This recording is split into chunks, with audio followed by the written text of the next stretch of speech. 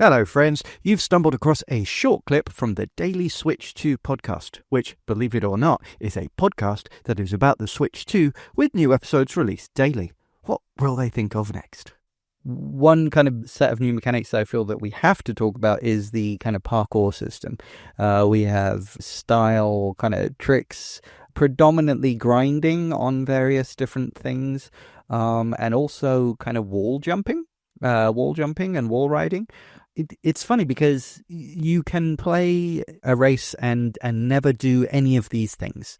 And unless you're playing against expert players, you're still going to have a chance of winning, especially with the items. There's always part of the thing with Mario Kart is there's always a chance that, even if you're a beginner at the game, you might get an item that's really going to help you, or Mario Kart is never 100% about who is the best player. It's always okay. Even the worst player can have a chance to win if they get lucky with the items, and often it will be kind with the items, and it will give the most helpful items to the worst players or the most lagging players. So and it does that on purpose in order to be more fun as a multiplayer experience. But these new tricks that you can learn, they're really cool. They're a really interesting addition. They feel really satisfying to pull off when you get it right, and the grinding is really useful for finding different shortcuts, especially in the free roam mode, to get to places that you wouldn't be able to get to otherwise. It almost turns into a platform game, which is a really fun, interesting idea.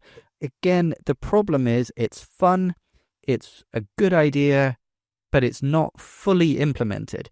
I guess because of the nature of the fact that we have races, especially with 24 players at once, and big, open, wide roads to accommodate those 24 players at once, there's not many opportunities to add areas that require skillful use of grinding and wall jumps and etc. So it's never required. And therefore, it kind of feels underutilized and sometimes gimmicky.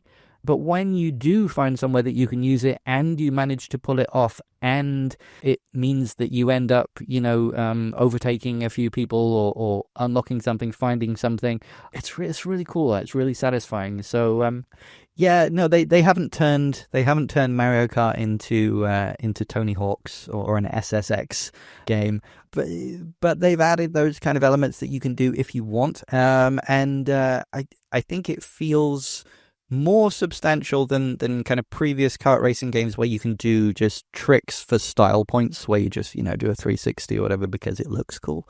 Maybe it gives you a little speed boost or something, I don't know. But it's a cool mechanic, but if you didn't know it was there, you'd still be able to play. So therefore, does it really matter? I don't know. I'm mixed on it. But what I do imagine is that there's going to be some crazy speed runs, and if you get into the time trials, if you really get into trying to shave off milliseconds on your time trials, these tricks and shortcuts and everything are really going to come into play, and this is where we will see how well designed the courses are or aren't. I'm not able to judge that right now. I'm not an expert, and I've not played enough to be able to fully judge. But if the courses are designed well enough to take advantage of it, I can imagine that these new kind of parkour style tricks are going to add a really cool dimension. So I'm interested in that. Well, that was funny / sad / informative / stupid, wasn't it? Feel free to mentally redact to make that make sense with the clip that you just heard. I don't know what it was. I'm just recording a bumper. But if you enjoyed the clip, please give it a like. If you'd like to hear more, click subscribe, and you can find all the ways to listen to and support the full daily podcast at linktree/dailyswitch2. That's linktr.ee/dailyswitch2. Let's go! Did I sound like I mean that? I do. I really do.